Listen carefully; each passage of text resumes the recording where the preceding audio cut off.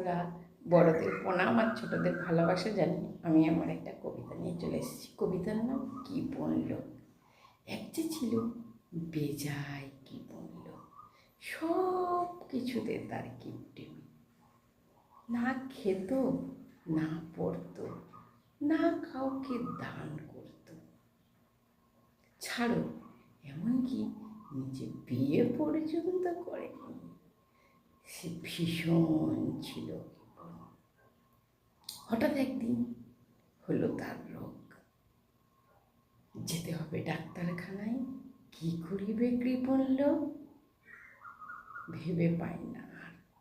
বলিল এমনি ছাড়িবে রোগ, ডাক্তার দেখাইব না আমি।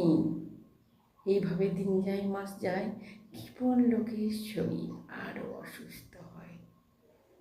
এইভাবে কৃপণতা করে করে সে কোনো রকম একটু উঠে, কিন্তু একদিন তার চড়ে সব নিল হরে। তখন কৃপণ লোক বলল হাই হাই, সবই যে আমার কৃপণতার কারণ। নমস্কার।